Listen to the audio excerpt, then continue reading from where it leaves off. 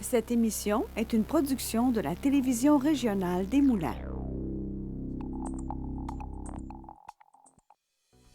Avec la collaboration de la Chambre de commerce et d'industrie Les Moulins, le CFP des Moulins, le CFP des Riverains et le SAE, fiers partenaires de Fibre E.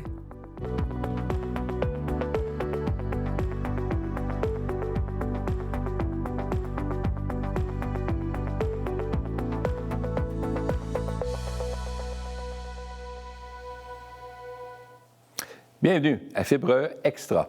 Lorsqu'on se lance en entreprise, il est primordial de s'assurer, une étape qui peut sembler complexe pour un nouvel entrepreneur, et c'est pour cela qu'il est important de bien s'entourer afin d'obtenir une couverture qui est adaptée aux éventuels litiges et accidents.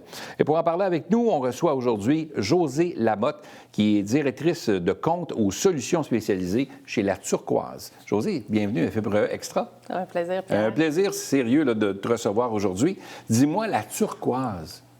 Turquoise, c'est un cabinet d'assurance en soi? Oui, effectivement, on est un cabinet. Donc, on est courtier. On transige avec plusieurs assureurs pour trouver, bien entendu, des solutions pour nos clients d'entreprise et même aux particuliers, là. Donc, les fameuses assurances voiture, les assurances de la maison et tout ça qu'on voit habituellement, c'est ce que vous faites en général? Oui, pour la plupart du temps.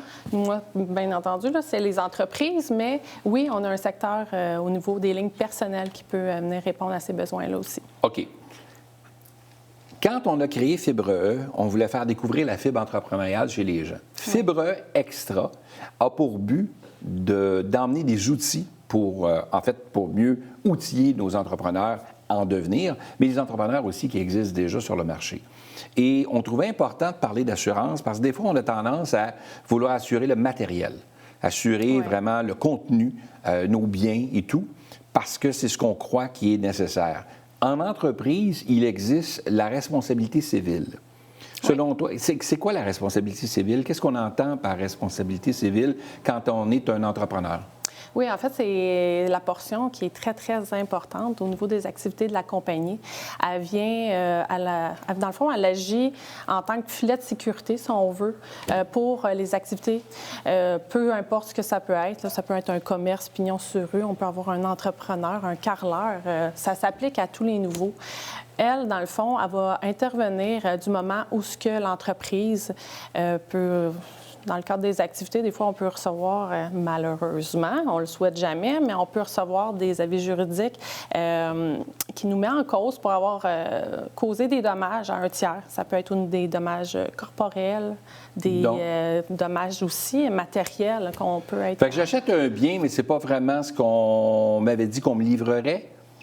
Ou non? Ça peut être... Ça s'applique à beaucoup de situations, en fait. C'est très large. Ça peut être, comme on dit, un commerce pignon sur rue. Un client entre dans le commerce, glisse, se blesse. Donc, on a un dommage corporel. On en est malheureusement responsable parce que le tiers est dans notre local.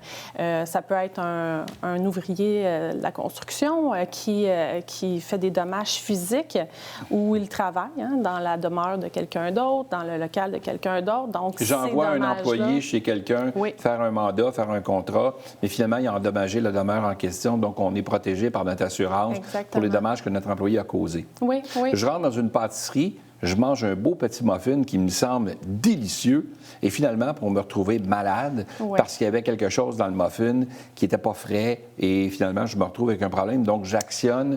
Je prends une mise en demeure contre l'entreprise. L'entreprise est protégée pour ça. Bien, en fait, il faut savoir que dans tous les contrats d'assurance, il y a des limitations puis des exclusions. Donc, c'est très, très important, justement, de faire affaire avec votre courtier qui vous explique qu'est-ce qui en retourne. Mais oui, ça pourrait être un exemple de où est-ce que la responsabilité civile Est-ce que c'est nous qui choisissons les exclusions par rapport au prix? J'imagine qu'il y a un coût rattaché à toutes les protections qu'on ajoute dans notre contrat. Est-ce que c'est nous ou c'est l'assureur qui dit, sais-tu quoi? Moi, cette partie-là, je ne l'assure pas, ou du moins, je limite à X milliers de dollars parce que je ne veux pas être obligé de te rembourser 100 000 ou être obligé de payer un de tes clients 1 million, peu importe. C'est tout ça? Ou... Oui, bien en fait, il faut savoir qu'un assureur va toujours analyser un risque. Il va voir qu'est-ce qui en retourne, c'est quoi son exposé, c'est quoi le danger. Donc, suite à vraiment, je dirais... la soumission qui est déposée, nous, ensuite de ça, en tant que courtier, c'est important de voir si toutes les protections qui sont essentielles à notre client, qui devraient être là au contrat, dans le fond, s'y retrouvent. Bien entendu, après ça, on a des petites couvertures additionnelles qu'on peut ajouter. Ça va dépendre du risque auquel on fait face. C'est quoi les activités de l'entreprise, encore une fois. Oui, là, il y a un coût qui va être associé à chacune d'entre elles, mais il faut quand même avoir une base. Là, on ne s'assure pas pour du vent. Il faut vraiment qu'on ait une couverture, un genre de parapluie là, en cas vraiment d'événements malheureux. Qui est mieux placé pour nous conseiller? Toi, de ton côté, qui fait ça puis qui négocie des ententes avec les différents assureurs pour s'assurer de trouver le bon produit pour l'entreprise? Oui, effectivement. En tant que courtier d'assurance, c'est ça notre mandat. On travaille pour le client. C'est à nous, en discutant, voir c'est quoi les besoins qu'on a, qu'est-ce qu'il faut venir couvrir, parce qu'on ne veut pas laisser de brèche en cas d'événements comme une mise en demeure ou peu importe, là, un dommage X causant un tiers. Donc oui, c'est à nous de vraiment évaluer les besoins du client, se tourner vers nos assureurs. On en a plusieurs quand même. Puis ensuite de ça, là, tout le monde travaille ensemble à essayer de faire en sorte que ce soit le mieux pour le client là, à ce moment-là. L'entreprise qui dit, écoute, ça fait pas assez longtemps que je suis en affaires. Ça fait à peine 8 mois, 6 mois que je suis en affaires. Je vais attendre d'avoir un chiffre d'affaires intéressant. Puis quand je serai rendu dans 4, 5, 6 ans, je me prendrai une assurance. Une décision pas trop risquée. Oui, risquée. Parce qu'en fait, les assureurs ne voient pas tant d'un bon œil un entrepreneur qui se lance et qui jamais prend le temps de s'assurer. Il faut être diligent. Quand on est en business, qu'on dit, il y a le risque moral, le risque physique, mais ça, c'est un peu un risque moral pour un assureur de voir que ça fait plusieurs temps que tu es en affaires puis que tu n'as pas pris la peine de venir couvrir cet aspect-là de la compagnie parce que en tant qu'entrepreneur aussi, ils se mettent à risque. Parce qu'au niveau financier, si jamais il arrive, comme on disait, là, une poursuite X, bien, l'argent que ça peut coûter, ça peut mettre l'entreprise à risque carrément au niveau financier. Là. On peut carrément perdre son entreprise suite à des poursuites là, au niveau, autant que ce soit corporel que ce soit matériel. C'est un pensez-y bien. Mais moi, je dirais que du moment qu'on a le projet de partir en affaires, peut-être déjà débuter un petit peu la recherche parce qu'on peut avoir la mauvaise surprise de dire « Ah, moi, j'avais budgété un petit 2 000, 5 000 d'assurance par année, puis se ramasser, mais que finalement, non, c'est plutôt 10 000. C'était pas tout à fait ce qui était convenu. Ça change un peu les chiffres, puis ça peut venir un petit peu déplaisant, là, ou sinon plus loin dans la démarche. Là. Les assurances coûtent cher. Depuis plusieurs années, ça a augmenté. On s'entend qu'on ne parle pas de 3-4 C'est des augmentations qui sont quand même considérables d'une année à l'autre. Ça va avec les facteurs de risque. On s'entend que c'est tout le monde ensemble, tout dépendant de ce qui se passe. Il reste que c'est un pensez-y bien. Souvent, les gens vont voir ça, surtout une jeune entreprise, va voir ça comme une dépense plutôt qu'un investissement à long terme, parce que c'est un investissement qui va nous garantir que s'il arrive quelque chose, qu'on ne souhaite pas, mais s'il y arrive quelque chose, bien, au moins, on va protéger l'entreprise. Là. Oui, tout à fait. Mais les assurances, bien entendu, bon, on sait ce qui se passe mondialement parlant. Malheureusement, on écope ici, au Québec également, parce que les assureurs qui sont présents au Québec, ils ont des réassureurs qui sont, eux, mondiaux. Donc, quand il arrive des feux, exemple aux États-Unis, peu importe, là, un tsunami, mais on se trouve collectivement à payer pour ces sinistres-là, et d'où le marché qui est à la hausse. C'est sûr qu'il y a des années qui sont plus difficiles que d'autres. On ne se le cachera pas. Là. Il y a des années qui sont un peu plus dures au niveau de l'indexation. On parlait de biens. Vous avez une bâtisse. Bien, annuellement, on pense à indexer. Indexer, c'est de rajouter un petit montant pour suivre le coût de l'inflation. C'est sûr que ça fait monter après ça notre police d'assurance. Mais quand on a un courtier, c'est important d'en discuter avec eux, voir avec lui plutôt, puis voir nos options. Des fois, de changer de compagnie d'assurance, de changer quelques produits. Bien, ça nous aide un petit peu à ralentir Mais parlons-en de ça. Quand on est avec quelqu'un, on est loyal depuis plusieurs années avec une entreprise, avec une compagnie d'assurance avec qui on fait des affaires. Et à chaque année, il y a toujours des augmentations. C'est un peu partout. Puis on dit, on va rester. Est-ce que c'est comme une cote de crédit qui fait qu'à un moment donné, si tu t'amuses à changer d'assureur à chaque année parce que tu ne fais que magasiner les prix, est-ce que ça a une incidence au niveau de l'assureur qui prend en charge ton... Non, pas réellement. Non? Non. Donc, on peut magasiner à chaque année, on peut se promener, on peut... Puis il n'y a pas d'incidence pour l'entreprise de faire ça, là? Non, pas d'incidence en tant que telle. L'incidence va vraiment être plutôt ce qu'on appelle l'expérience de sinistre. Bon, qu'est-ce qui s'est passé dans les dernières années? Est-ce qu'on a eu des événements, justement, des poursuites, des dommages? Ça va venir... affecter, si on veut, le dossier. Mais changer d'assureur en tant que tel, non. Il faut, comment dire, faire la part des choses. Là, en tant que courtier, il faut regarder le risque. Puis ça change énormément avec les années. Le marché change dans le sens qu'un assureur peut décider que du jour au lendemain, il assurait des plombiers. Là, il n'en fait plus. Là, ça a coûté trop cher, les plombiers. Il y a eu trop de réclamations cette année, j'en fais plus. Soit qu'on est obligé de déplacer le dossier ou on veut juste voir si les autres assureurs sont prêts à offrir des meilleures conditions avec une meilleure prime. Donc, mais ils ne voient pas nécessairement d'un mauvais œil le départ. On a tendance à vouloir, je dirais, négocier avec l'assureur qui est au compte.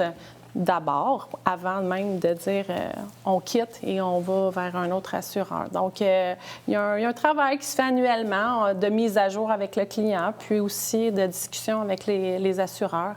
Donc, c'est un peu notre mandat là, en tant que courtier. C'est ce que j'allais dire, c'est-à-dire que quand on fait affaire avec un courtier, le courtier n'est pas attaché seulement qu'à une compagnie d'assurance. Il y en a plusieurs qui le représentent. Fait il va trouver la meilleure proposition possible pour son client. Quand le renouvellement arrive, souvent, on reçoit le renouvellement. Est-ce que le courtier prend la peine d'appeler son client à chaque fois pour dire « OK, là, je t'ai envoyé ton renouvellement, voici ce que je t'ai trouvé de meilleur » ou il envoie simplement le renouvellement automatique de la compagnie avec qui il est actuellement. Et si le client, lui, par manque de temps, les entreprises sont souvent très occupées, les entrepreneurs sont débordés, il n'a pas eu le temps de regarder, le renouvellement est arrivé, finalement, c'est pour se rendre compte que « Hey, j'ai vu que mon renouvellement est arrivé, mais finalement, c'est bien trop cher. » Bien, tu aurais dû me le dire, j'aurais pu magasiner pour toi. Ça arrive, ça? Bien, oui et non. Je veux dire, on a des renouvellements qui peuvent partir automatiquement, mais nous, on prône... Ça, je dis toujours, c'est dans le meilleur des mondes, de contacter absolument chacun des clients avant renouvellement parce qu'on a le devoir de mettre à jour aussi ce dossier-là. Ça ne veut pas dire que ton client, que la première année, il se part en affaires, il dit « Moi, je vais en faire environ 100 000, 200 000 ». Mais ça peut changer d'une année à l'autre. De route, il peut avoir plus d'employés, il peut avoir d'autres choses à vérifier. Des employés. Là, on se rend compte que la couverture n'est plus adéquate. Non, c'est ça. C'est notre devoir. Donc, l'important, c'est que quand on reçoit ce renouvellement-là, si on n'a pas eu l'appel de notre courtier, on prend contact avec lui, mais normalement, le courtier devrait prendre contact avec nous pour mettre à jour les choses. Oui, tout à fait. Mais c'est aussi dans la cour des clients, s'il arrive quelque chose quand même d'assez important en cours de terme, de nous appeler pour vraiment prendre conseil. Là. Josée, merci de ta visite aujourd'hui. C'est un plaisir, Pierre. À très bientôt. Merci.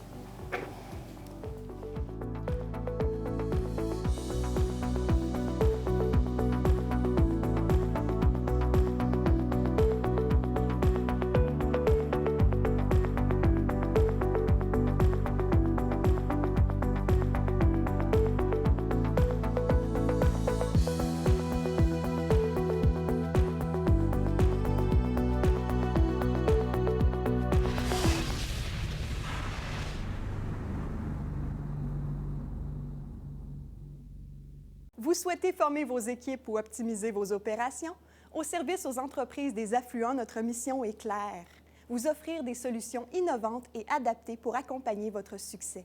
Avec engagement, agilité et innovation, notre équipe propose des formations sur mesure, de la francisation en entreprise, des conseils techniques et stratégiques et surtout un partenariat axé sur l'efficacité et la collaboration. Nouveau site web, nouvelle image et bientôt notre lancement officiel. Découvrez-en plus dès maintenant. Cette émission est une production de la télévision régionale des Moulins. avec la collaboration de la Chambre de commerce et d'industrie Les Moulins, le CFP des Moulins, le CFP des Riverains et le SAE, fier partenaire de Fibre E.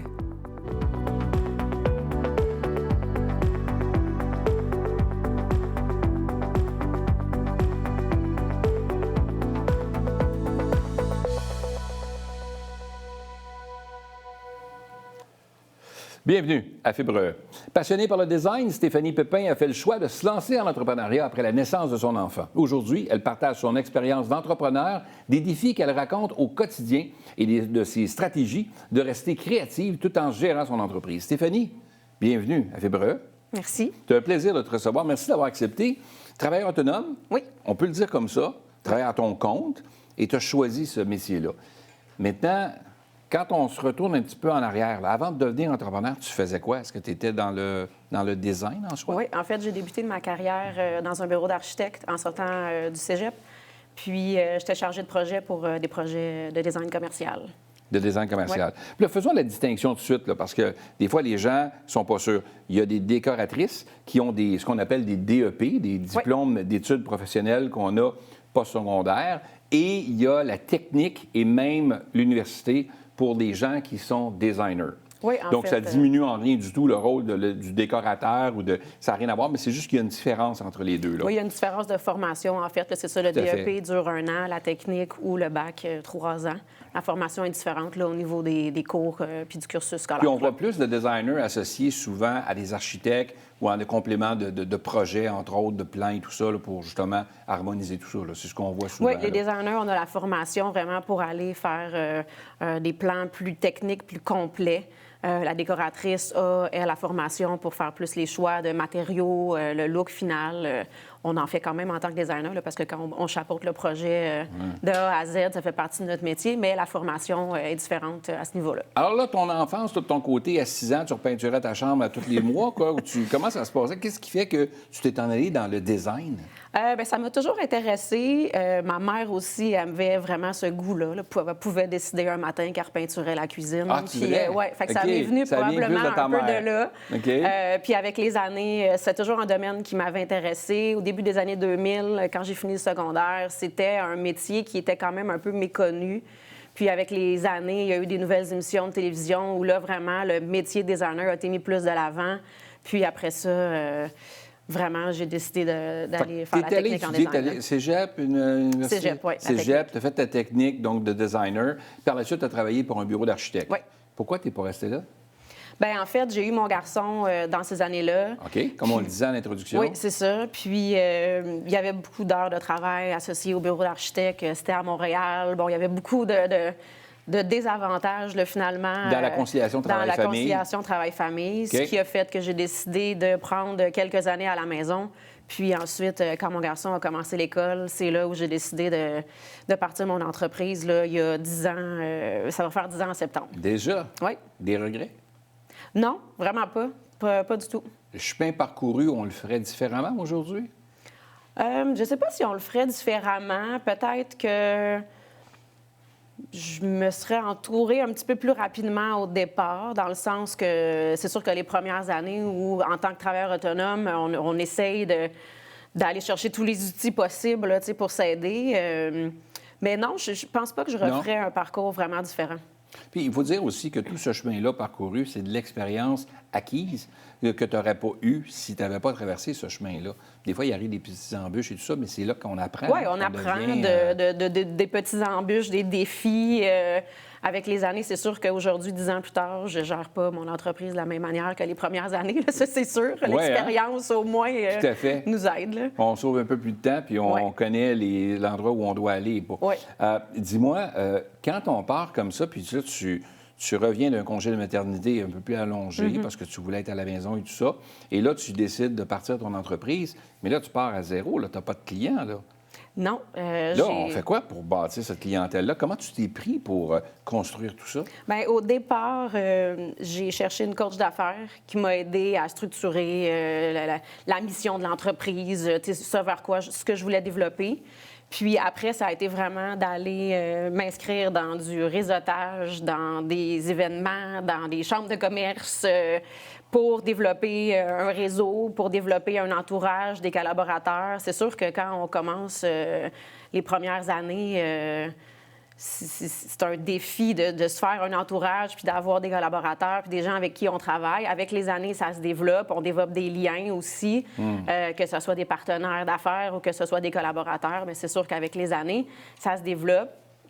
C'est sûr que les 2 premières années, 3 premières années, c'est un petit peu plus de travail et de développement. Ça, hein? Là, tu sais. Ouais, on investit beaucoup dans les premières années, puis c'est la question de te faire connaître aussi. Et plus ton réseau est vaste, tu ne feras peut-être pas de la business ou du moins des affaires la première année avec des gens que tu rencontres, mais ces gens-là risquent de te revenir ou même te référer des gens, même si eux n'ont pas eu besoin de toi. Tu sais, je connais une designer qui pourrait sûrement t'aider, puis c'est de là que ça découle. Il faut être patient aussi, dans le sens que ça ne vient pas dans les premiers mois. C'est pas parce qu'on fait du réseautage ou qu'on rencontre des gens que automatiquement, ça donne du référencement. Il faut que ça se développe, puis il faut avoir un lien de confiance aussi là, avec les gens. Là. L'habillement, ça change tout le temps. Tu sais, les modes changent, le printemps, l'automne et tout ça. Puis là, tu as du linge dans ton garde-robe, puis là, tu regardes ça, puis tu dis que là, il faut suivre la tendance. Oui. En design, quand on regarde les émissions, on regarde un peu ce qui se passe partout, les designs changent aussi. Tu sais, le temps champêtre qu'on avait autrefois, bien là, c'est plus ça, puis là, c'est souvent le moderne, là, c'est d'autres choses, le contemporain et tout. En tout cas, il y a des choses qui changent. Là. Comment tu fais, quand tu es seul à bord de l'entreprise, à tout gérer, de prendre le temps de te tenir à jour et tout ça? Comment ça se passe, ça?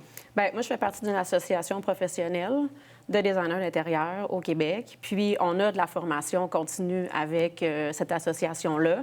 Fait que c'est sûr qu'on reçoit de l'information puis des formations, que ce soit sur de l'ergonomie, de l'éclairage, des nouveaux matériaux, la durabilité, la construction plus verte, écologique. Fait qu'on a quand même ces formations-là qui nous aident à rester à jour dans toutes les nouveautés, parce que c'est un domaine qui peut quand même évoluer assez rapidement là, dans certaines fabrications de matériaux ou dans certaines nouveautés qui arrivent dans le domaine. Puis sinon, bien, c'est d'être curieux, c'est de s'intéresser à ce qui se fait. C'est sûr, moi, j'ai une approche peut-être un petit peu plus intemporelle avec les clients par rapport à...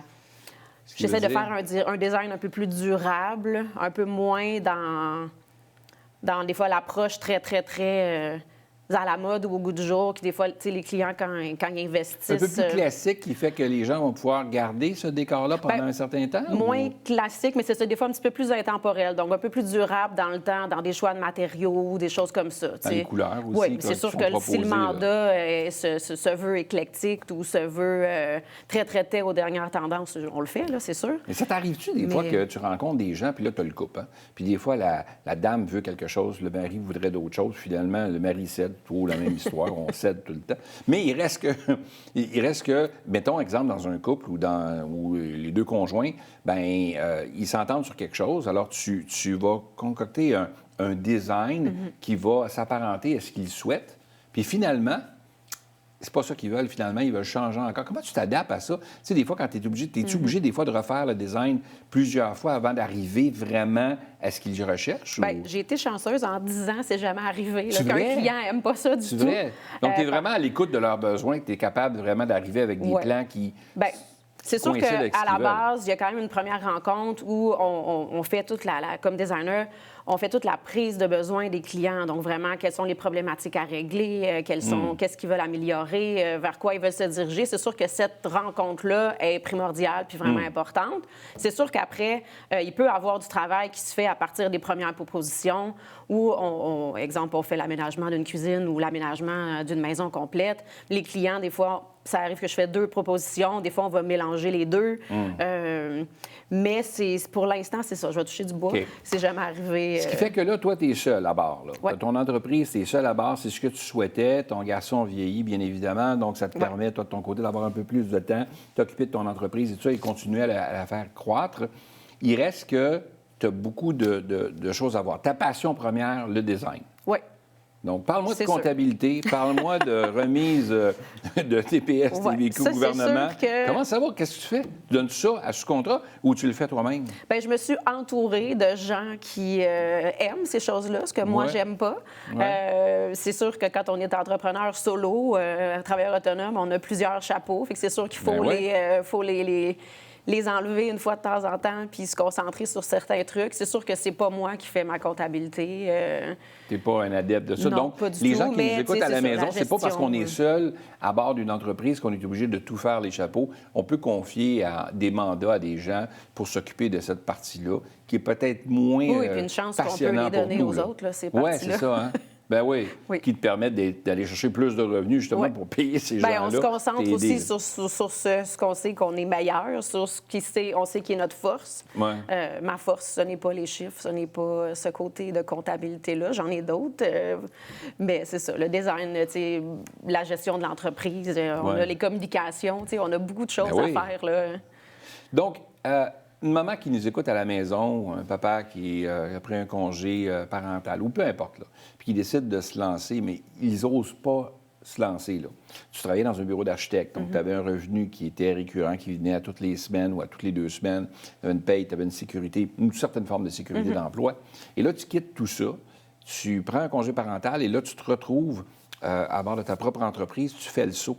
Qu'est-ce que tu donnes comme conseil à quelqu'un qui n'ose pas faire le saut actuellement, mais qui te regarde et qui t'a envie, à quelque part, de l'avoir fait? Bien, je pense que c'est d'oser, puis d'y aller aussi un peu, comme on se disait tantôt, tu sais, avec de la patience. C'est sûr que ça prend de la détermination. Il faut pas se laisser décourager non plus par des fois ce que ça peut avoir l'air comme montagne ou nécessairement penser que ça va être vraiment toujours très difficile, tu sais. Puis c'est de s'entourer, je pense que c'est la meilleure façon quand on pense qu'on n'a pas nécessairement la bonne compétence ou qu'on n'a pas la force de faire... exemple, on a parlé de la comptabilité, mais je le sais que c'est pas ma force, donc je m'arrange pour Tu es quand même au m'entourer, tu sais. courant de ce qui se passe, on s'entend. Là. Oui, Tu oui. es au courant des chiffres, tu es au courant Oui, des oui. choses, mais dans le journalier, là, le travail journalier de faire ça, tu préfères le confier à quelqu'un Oui, c'est ça. pour te concentrer vraiment sur ta passion Oui. puis de développer ton entreprise. Fait que pour un entrepreneur qui se lance, je pense Ouais. que c'est vraiment de s'outiller, de s'entourer.